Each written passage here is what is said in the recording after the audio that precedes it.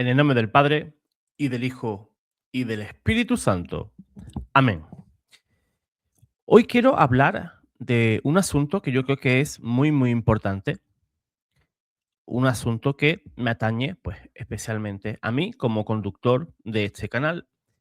Y es que hay personas que no aceptan la corrección fraterna. Aquí lo que se trata es de no hacer juicios temerarios, ni tampoco, pues, atacar a la persona, sino siempre atacar y atajar el problema, el error, la desviación, los abusos espirituales, etcétera.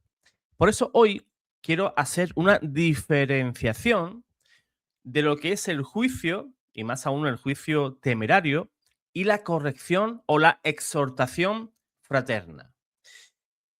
Y ahí, pues, la diferencia a veces, pues, es bastante complicada, ¿verdad? Y es muy difícil de entender por algunas personas. Y cuando se hace una corrección o exhortación fraterna, enseguida se ponen a la defensiva, fruto de nuestra propia soberbia. Hay un proverbio que nos enseña que si exhortamos al sabio, vamos a ganar un amigo. Pero si exhortamos al soberbio, nos ganaremos un enemigo. Y esa es la diferencia. Que un mismo argumento, una misma exhortación, a ti te puede caer mal y al otro pues le puede caer bien. Y decir, pues fíjate, tal persona me aconsejó, me sacó de la mentira, me aclaró tal asunto, pero otros dicen, pero ¿este quién es? ¿Acaso este es el Papa, como me han llegado a decir a mí? ¿Acaso este es el Papa para exhortarme a mí o para corregirme? ¿Ve? Ya vemos que según donde caiga esa exhortación, la respuesta puede ser de lo más variopinta. Pues bien, el juicio, y más aún el temerario, nace del orgullo. Me pongo por encima del otro, lo etiqueto, lo condeno y por último lo sentencio. Ese es el juicio, ¿verdad? La exhortación fraterna nace de la caridad, del amor por el otro, porque yo amo al prójimo y lo debo amar como me amo a mí mismo. Y nace de la caridad. Yo me acerco para rescatar, para corregir, para sanar al otro y devolverle la vida al hermano. Y la Biblia, ya sabemos que somos católicos, amamos la Sagrada Escritura y vamos a hacer un análisis sobre todo esto. La Biblia no distingue ambos caminos, sino que los separa con una línea roja, ¿verdad? ¿Qué es el juicio en sentido malo? Condenar desde el trono del corazón. Jesús no nos prohíbe discernir el bien y el mal. Lo que prohíbe Jesús es convertir ese discernimiento en condena, en señalar al otro. No juzguéis para que no seáis juzgados. Esta es una de las frases favoritas de nuestros hermanos. Piensan que el hermano no puede exhortarte para liberarte, para sacarte de la impiedad. Pero eso lo vamos a ver ahora un poquito más adelante.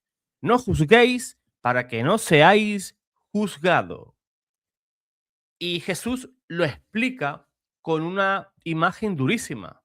Quien juzga al hermano suele tener una viga en su ojo y solamente ve la paja del ojo ajeno. Es decir, es un juicio ciego, es un juicio selectivo y muchas veces es un juicio hipócrita. No condenéis y no seréis condenados. Aquí está la clave. La clave está en condenar, en dictar una sentencia moral sobre la persona como si yo conociera todo su interior, toda su historia, sus tentaciones, su grado de libertad y sus heridas. Jesús nos enseñaba también, no juzguéis según las apariencias, sino juzgad con juicio justo. O sea, hay un juicio justo, un juicio con discernimiento, pero lo que Cristo combate es el juicio superficial, precipitado, y a través de ese juicio precipitado etiquetamos a tal o a cual persona. San Pablo lo dijo perfectamente en 1 Corintios, capítulo 4, versículo 5. No juzguéis nada antes de tiempo. El Señor sacará a la luz lo oculto de las tinieblas y manifestará las intenciones de los corazones. Esto es pura dinamita contra el juicio temerario. Yo sé por qué lo hizo, ¿no? La intención del corazón solo lo conoce Dios. Y Santiago apunta también de una manera muy directa. No habléis mal unos de otros. El que habla mal del hermano o juzga a su hermano, ¿verdad? Uno solo es el juez, dice Santiago. Uno solo es el legislador y juez. Traducido al castellano, cuando juzgo como si yo fuera el juez supremo, usurpo ese atributo divino. Ahora aquí viene un punto realmente importante, que es la exhortación. La exhortación es ir, acercarnos al otro para corregirlo y a través de esa corrección salvarlo. O sea, yo no voy en su búsqueda para humillarlo ni para hacerme superior a él, sino que acudo en su ayuda, acudo en su auxilio. La exhortación bíblica no es dar mi opinión, ni descargar mi enfado en una persona. Es un acto que nace del corazón, es un acto de caridad con forma de responsabilidad. Corrección, sí, pero para recuperar al hermano. Ezequiel lo entendió perfectamente. El centinela que debe advertir. O sea, tú y yo, en virtud de nuestro bautismo, somos también profetas y tenemos que ser centinelas con la idea de advertir al hermano sobre ciertos peligros. En Ezequiel, Dios pone al profeta Ezequiel como atalaya, como vigilante. Ezequiel capítulo 3, versículos del 17 en adelante. Si el centinela, o sea, si tú ves a un hermano que se ha desviado y tú no le adviertes, dice la Sagrada Escritura, que Dios nos va a pedir cuentas. Y el mismo profeta, en el capítulo 33, esa misma acción se repite aún con más fuerza. O sea, callar por cobardía o por no querer molestar al hermano también puede ser pecado, porque abandonas al hermano a su ruina. Pero atención, el objetivo no es que yo tenga razón, sino que el impío, que el pecador se aparte de ese camino que le lleva a la perdición. Jesús nos habla de un tipo de corrección ordenada. Primero, ir en privado. Si hay obstinación, se escala esa corrección. O sea, vamos a la iglesia. O sea, vamos a corregir ya no en privado, sino ya en público. Mucha gente a mí me ha dicho, José Manuel, tú antes de hacer este video, ya se convierten en jueces. Tú antes de hacer este video, ¿has ido y has hablado en privado con él? Sí. ¿Por qué piensas que no?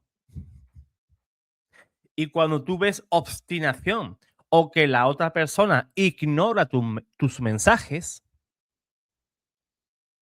Entonces tú dices, bueno, si en privado no me quieres atender, vamos a escalar, porque aquí ya no es corregir un alma, sino también se trata de corregir a más almas que van a ser desviados, que van a ser equivocados por medio del testimonio de tal persona. ¿Escala el error? Escalamos la corrección. Pues bien, Cristo no dejó este tema en improvisación. Dio un método progresivo, precisamente para evitar tanto el escarnio hacia la persona como que un problema pues acabe de manera impune. Jesús nos enseña, primero en privado, o sea, yo y tú a solas. Y dice el Señor, si tu hermano peca, ve y repréndele estando tú y él solos. La meta es preciosa. Si te escucha, has ganado a tu hermano. O sea, no lo has humillado, no has hecho escarnio con él, sino que lo has recuperado, lo has salvado, lo has llevado a Jesús. Si no escucha con uno o dos testigos, ¿verdad? Entonces, para que todo este asunto conste por boca de dos o tres testigos, pues se eleva esa corrección. Si no te escucha, toma a uno o dos. O sea, ya estamos haciendo esa corrección, ya no en privado, sino estamos escalando, ya sería en público. Y aquí entra la prudencia. Se evita el me pareció, el rumor, la exageración, la injusticia. Si persiste en no escuchar, entonces ante la iglesia, o sea, ya en una dimensión pública y en una dimensión comunitaria. Si no les escucha, díselo a la iglesia, dice Jesús. Esto responde exactamente, ¿verdad? A que si el hermano rechaza la corrección privada, llega un punto en el que la exhortación pasa a la instancia eclesial, porque el pecado obstinado ya no es solo un asunto personal, sino que hiere la comunión de todos los miembros en la iglesia, como diferentes temas que hemos tocado aquí, diferentes acciones de diferentes personas que hiere la comunión eclesial. Y si tampoco escucha a la iglesia, José Manuel, ¿qué hacemos? Jesús también nos da la clave. En San Mateo capítulo 18, versículo 17. Y si no escucha tampoco a la iglesia, sea para ti como gentil y publicano. Es decir, reconocer que ya no camina en comunión con la iglesia. Y aún así, fíjate, Jesús trató a publicanos y gentiles buscando su conversión. El fin sigue siendo medicinal, rescatar a esa persona, no destruirla. Hay un matiz muy importante y es que no hay que hacer algo público como venganza de alguien o tratar de hacer espectáculos, sino seguir el orden de Cristo. Privado, luego testigos y luego en la iglesia. Esto es corrección fraterna auténtica, no linchamiento. Muchas veces piensa la gente que porque alguien trate de corregir al otro, es que ese alguien se cree superior moralmente a la otra persona. Y eso no es así. Cuando se corrige por amor. Dice San Pablo, sí, que Dios castiga, pero castiga porque es padre. Castiga porque es padre. Porque si Dios no corrigiera, seríamos hijos bastardos, dice San Pablo. Todos nos llamamos hermanos, ¿verdad? Pues si yo no corrigiera a mi hermano o si mi hermano no me corrige a mí, entonces ¿qué somos? ¿Hermanos o somos cuñados, primos, vecinos, somos hermanos. Y el amor es lo que une a los cristianos dentro de la iglesia. Decía por ahí una alabanza muy bonita que decía que el amor es el maquillaje perfecto para no ver en los hermanos el defecto. Fíjate qué cosa tan bonita. El amor es el maquillaje perfecto para no ver en el hermano los defectos. Pues eso es lo que debe ser totalmente primordial en nuestra relación como hermanos dentro de la iglesia. Que mi amor no permita ver los defectos de ese hermano. Pero ojo, que no quiera verlos no es que no quiera que ese hermano se corrija. Ojo, porque como he dicho, corregir al otro es ir en su búsqueda, es ir en su auxilio y es ir en su rescate, no ir hacia su destrucción. Santiago llama a la corrección que es el rescate de un alma. En Santiago capítulo 5, versículo 19. El que haga volver al pecador del error de su camino, salvará de muerte un alma. O sea, la exhortación es literalmente obra de salvación, no un chisme piadoso, porque eso es otra cosa. Cuando aquí se ha intentado corregir a alguien, ahí están los videos y seguramente tú lo has podido ver. José Manuel, estás alimentando los chismes. ¿Así? Esa es la excusa perfecta para que el pecador siga en su camino. Tapar el pecado del otro, señalándote que porque lo exhortas, porque lo corriges, eres un chismoso, fíjate tú. Que me llamen chismoso sin serlo, a mí me encanta que me lo digan. Y os doy permiso para que sigan diciéndolo. San Pablo en Hebreos dice lo siguiente: exhortaos. Fíjate, es que estamos viendo a San Pablo en todas sus cartas donde la exhortación es algo que está a la orden del día. Exhortaos cada día unos a otros para que ninguno se endurezca. O sea, la falta de exhortación hace que el otro se endurezca. Y como he dicho al comienzo, si yo tengo que ir al rescate, al auxilio de un hermano, yo lo voy a hacer. ¿Que lo quieres tomar como el sabio y te gano como amigo? Perfecto. Si vas a actuar como el impío o el soberbio con el cual me ganaré un enemigo, perfecto. Porque a mí el Señor me manda a exhortar y a corregir. Y ustedes a mí también, que yo me equivoco 1000 veces al día.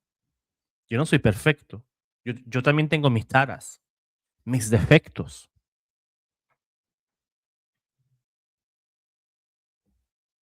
Y a mí sí me encantaría que hubiera alguien que me dijera: José Manuel, mira, con todo el amor del mundo, tengo que decirte que te has equivocado en tal o cual cosa. Pero el tema no es ese. El tema es que cada vez que hemos hecho algún tipo de corrección, mejor, peor, correcto o de manera equivocada, la gente nunca me ha dado un argumento en contra, sino que han salido pues al insulto, a la descalificación y a hacer comentarios que están muy, muy, muy lejos de venir de un cristiano. Ustedes aquí nunca me habrán escuchado de insultar a nadie. Faltaría más, faltaría más. Pero desde este lado de la tribuna, aquí nos hemos llevado más tiros, más palos que una gata ladrona, como diría aquel. Ojo, yo tengo mi chaleco antibalas. Y por mucho que me disparen, no me afecta. Pues bien, el juicio o juicio temerario suele hablar de la persona más que del acto.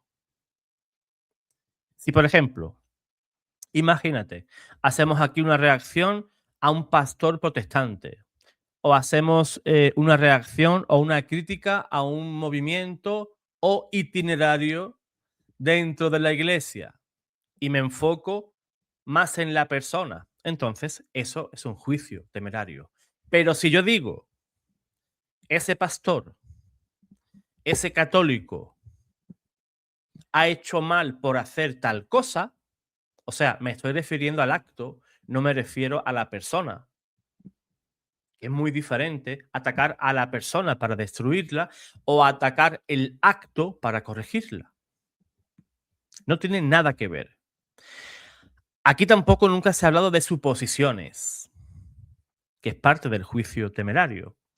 Yo supongo que aquel pastor dijo tal cosa. O fíjate, tal católico, supongo. No, no, no. Cuando aquí se ha reaccionado a algo, hemos puesto las imágenes, hemos colocado las fuentes. E incluso, fíjate, hace, no sé si fue ahora unos 10 días o 2 semanas, hicimos eco de una audiencia que tuvo el Papa León XIV, con un itinerario, con un movimiento eclesial. Y el Papa, pues, le estuvo haciendo algunas exhortaciones, ¿sí? Y yo simplemente me dediqué a leer el artículo. Y yo estaba leyendo lo que decía el Papa. Pues bueno, ellos pensaban o querían pensar que esas palabras eran mías cuando yo estaba leyendo el artículo. Y me atacaban a mí. Es como si yo estoy leyendo una carta vuestra y piensan que el autor soy yo. Cuando el que exhortaba, quien estaba dando ese tipo de declaraciones, era el Papa León XIV. Pero ¿qué pasa? Son incapaces de ir a Roma y decirle al Papa, Papa León XIV, usted está equivocado. Pero como tienen aquí a José Manuel, pues nada, pues José Manuel es el blanco fácil y se dedican pues a través de esa cajita de comentarios, pues gente pues, que se dedican a soltar ahí pues todas sus frustraciones, podemos decir. Ojo, también hermanos pues dan palabras de ánimo, siga adelante, tiene razón, no tiene razón. Ojo, aquí no tenemos que por qué estar de acuerdo en todo. Tú puedes tener tu opinión en un momento dado y seguimos tan hermanos. Y seguimos tan hermanos. Ese no es el tema. Además, la crítica o el juicio, porque crítica no es hablar mal del otro. Sí, puede ser una de las definiciones, sí. Pero la crítica también es observar con atención algo y analizar algo y sacar de ahí una conclusión. La crítica no es simplemente una cuestión de dos vecinos que se han encontrado y critican al vecino de arriba. Eso es parte de la definición, de lo que la RAE nos dice de eso, la Real Academia de la Lengua. Pero crítica también es observar, ver, analizar, y eso es lo que se hace aquí, a diferencia de la otra acepción. A veces la crítica es ver, observar y mediante lo que yo puedo suponer,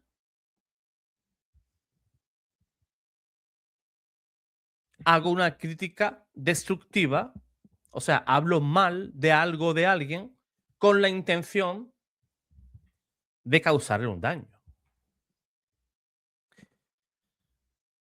Por tanto, cuando tú te acercas también a un hermano y le haces un juicio temerario, pues eso produce en el otro rechazo.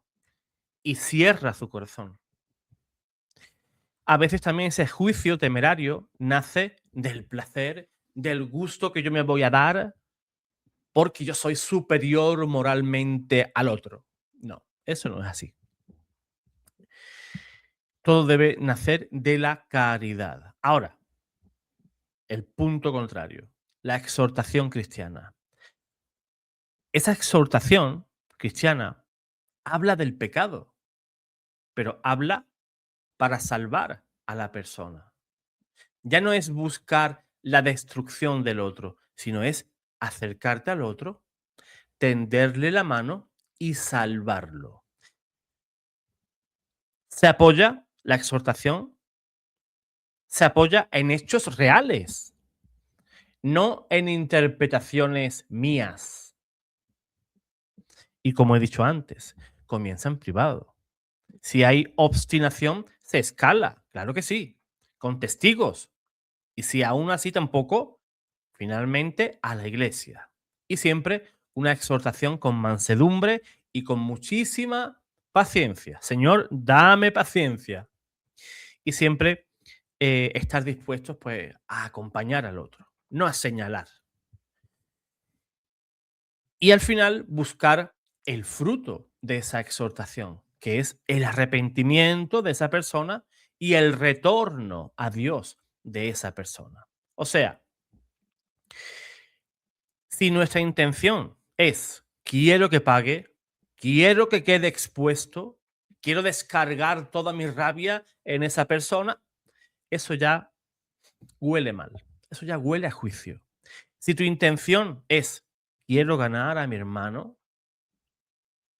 entonces estamos en el terreno de la exhortación. Pero incluso con buena intención, si no hay método privado, ser prudentes, pacientes, puedo terminar o podemos terminar haciendo daño. Por eso es que tenemos que mantener ese equilibrio. Por eso, antes de hablar, el cristiano se hace 3 preguntas.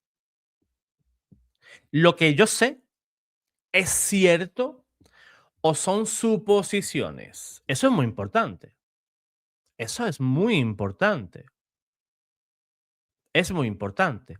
Fíjate, en una ocasión hice un video de 1 hora sobre un itinerario, un movimiento dentro de la iglesia, un video que hablaba de herejías y errores, y yo mostraba el error y mostraba las fuentes.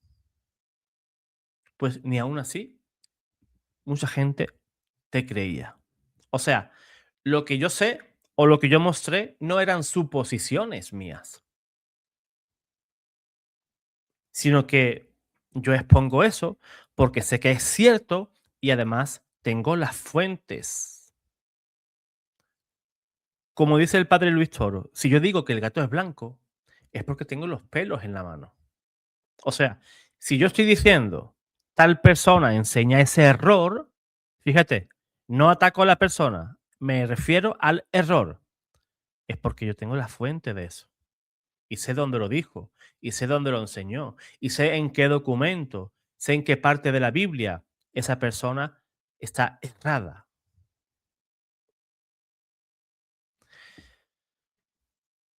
Y otro punto importante es si yo busco el bien y si estoy dispuesto a ayudarle para que él se levante. No se trata de en ir a buscar al hermano y no levantarlo, no ayudarlo. No, no. Cuando uno se acerca a modo de auxilio al hermano, obviamente nos acercamos como hermanos, como amigos, para ayudarle, tenderle nuestra mano y levantarlo. Eso es ganar un hermano. Pues bien, y para ir concluyendo, el demonio ama 2 extremos, y eso lo hemos podido ver aquí. Uno, el juicio cruel que expulsa al pecador como si la iglesia fuera una iglesia de santos, un club de perfectos. Y otro, la cobardía muda, la que no advierte al hermano y lo deja morir por dentro. Pero Cristo nos manda un camino más alto, la caridad que discierne y la verdad que sana. No somos jueces del corazón, ese trono no nos pertenece, ese juicio lo dejamos para Dios, ¿verdad? Ese juicio de intenciones, solamente Dios.